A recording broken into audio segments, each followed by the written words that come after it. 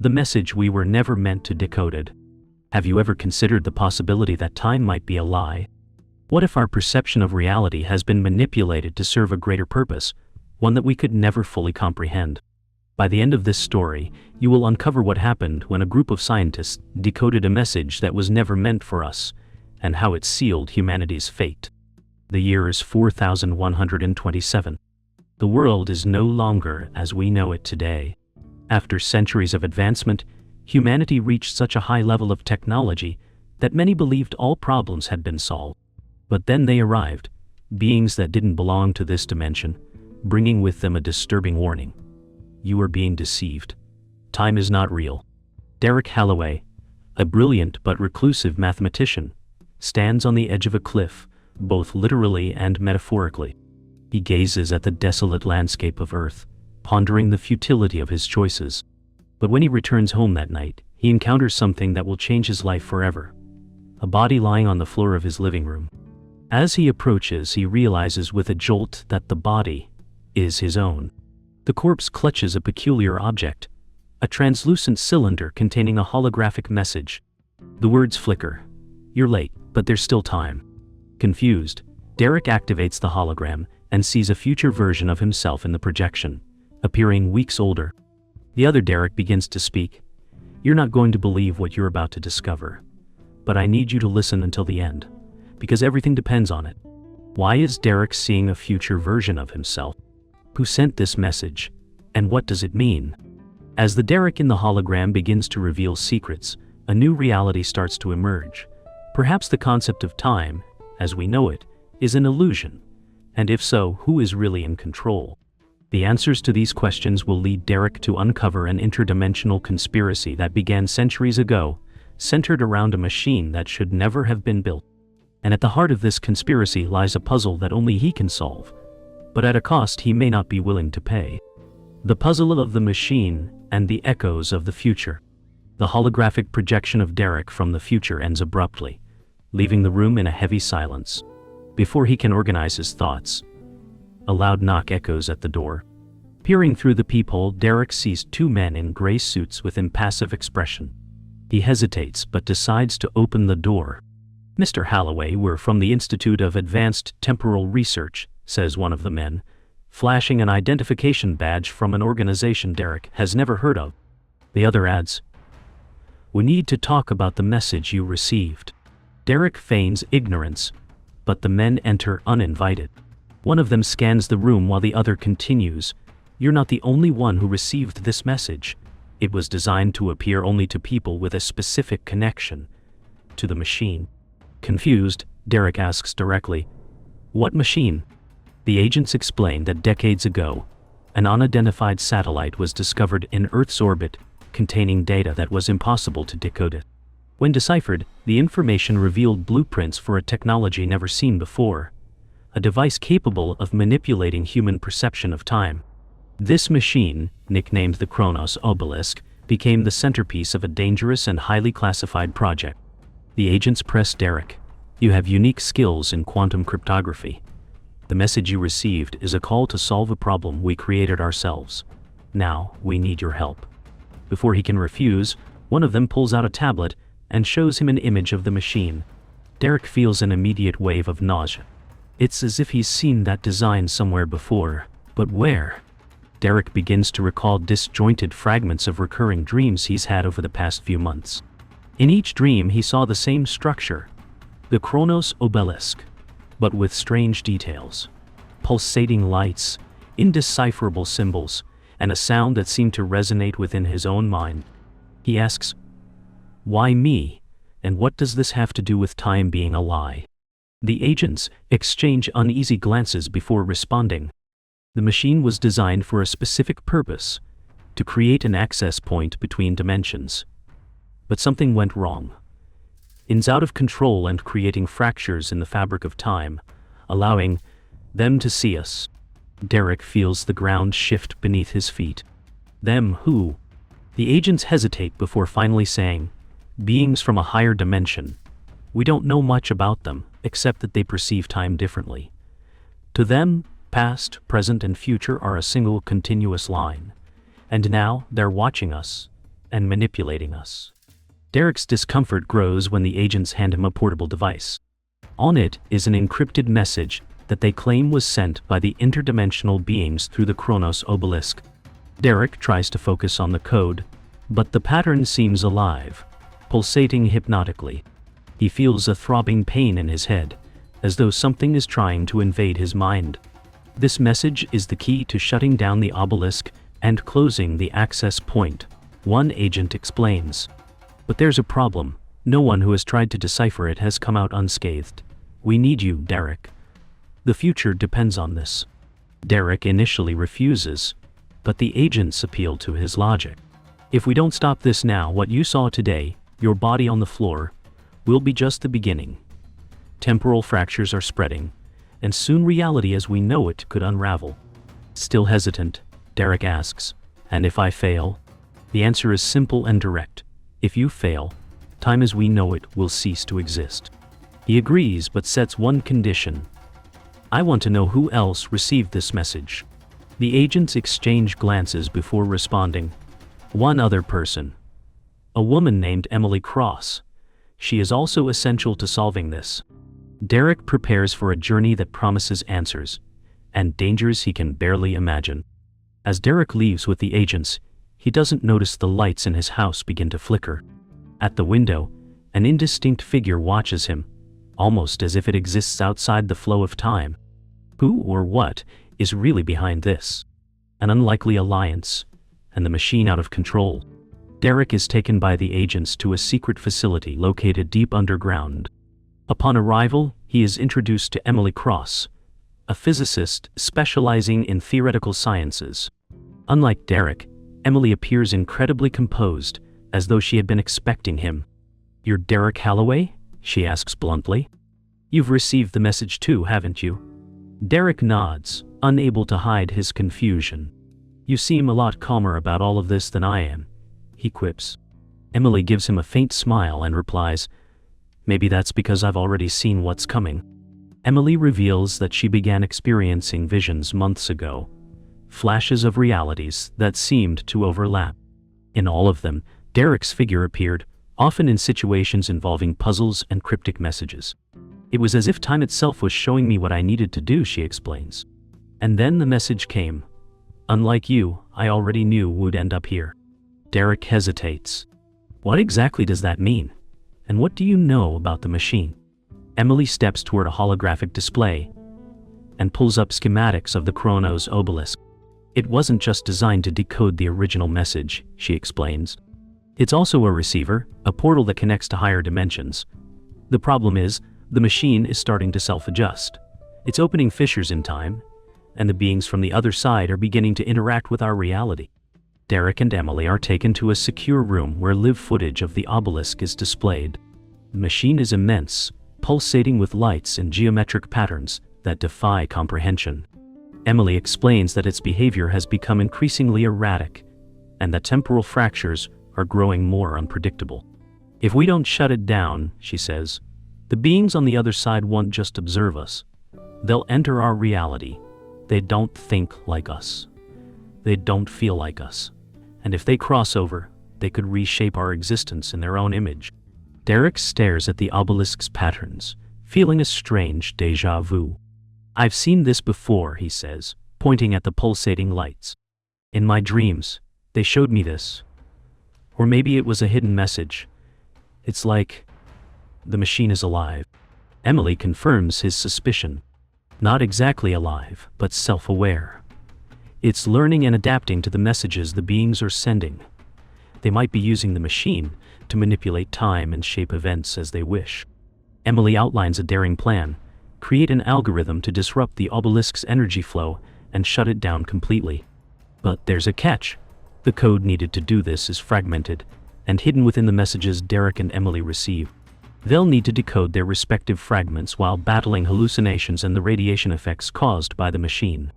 Each message is designed to overload the human brain, Emily warns.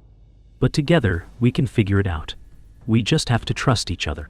As they work on the code, the environment around them begins to change. Objects in the room flicker between different time periods, as if being pulled by invisible temporal strings. A clock melts slowly on the table before vanishing entirely, while indistinct voices echo from another dimension. Derek, his head pounding, realizes something even more alarming. Emily, this isn't just a side effect.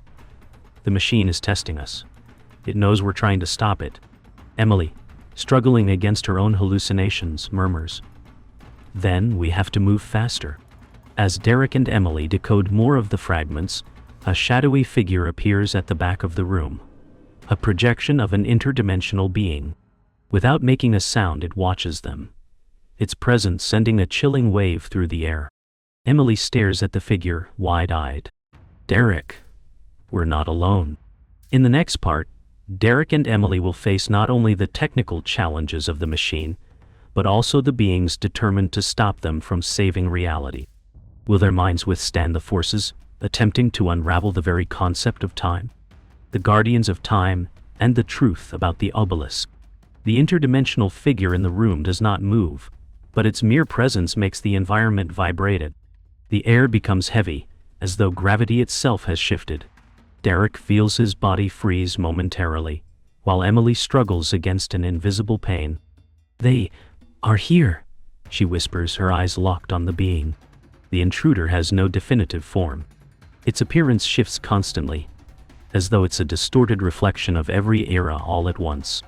It raises a translucent hand, and with a motion, every piece of equipment in the room shuts down. The screens flicker and display confusing images, historical events mixed with moments from their own lives. Suddenly, the being begins emitting a sound. It's not a conventional noise, but something that invades their minds, an echo directly within their thoughts. Derek, still paralyzed, realizes the sound is transforming into words. You are tampering with forces beyond your understanding. This portal was not meant for you. Emily cries out, covering her ears, but the words persist. Who are you? She manages to ask. The being responds, we were the guardians of the flow. Existence as you know it is a fragile illusion sustained by delicate rules. The machine threatens to unravel these rules. Derek tries to speak, but struggles to find his voice. Finally, he forces the words out. If it's so dangerous, why haven't you destroyed it? The being hesitates before answering.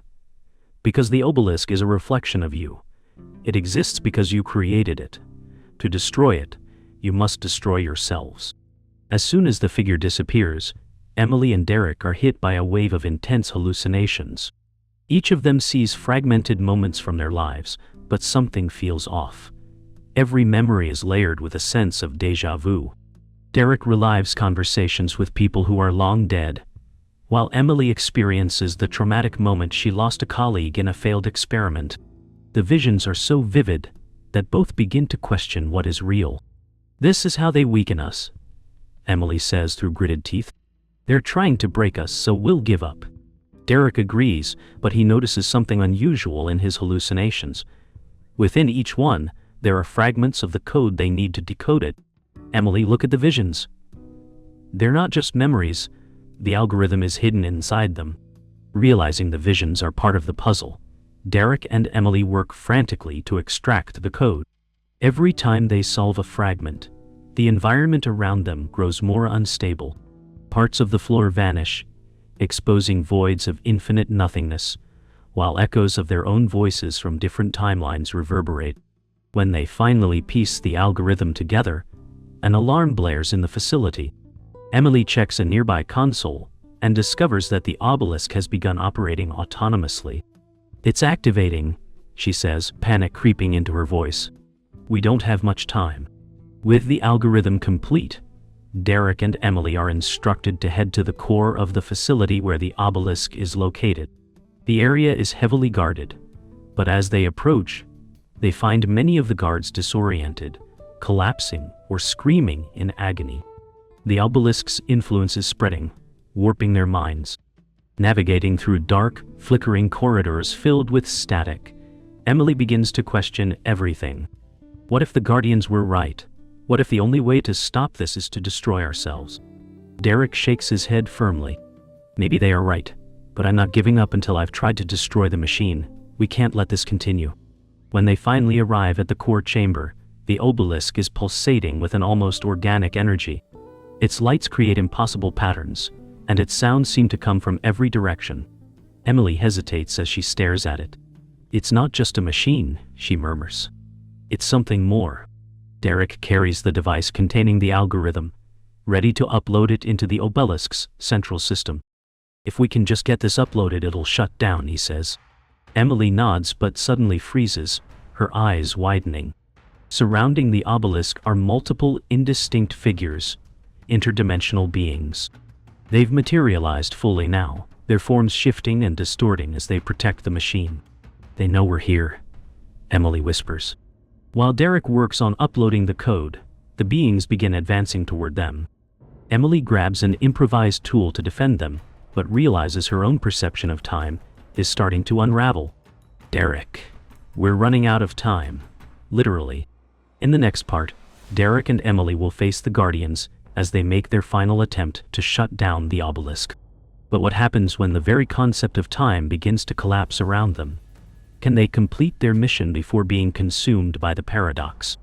The final sacrifice, and the paradox of time. The environment around the Kronos obelisk devolves into utter chaos. Derek struggles to stay focused as he attempts to upload the algorithm into the main terminal. Meanwhile, Emily confronts the interdimensional figures closing in on them. Each time she approaches one, she feels her mind fragment, as if being pulled into countless versions of herself from across time. "I don't know how much longer I can hold them off," Emily shouts, her voice trembling with strain. Derek glances at the terminal, where the upload bar inches forward, agonizingly slowly.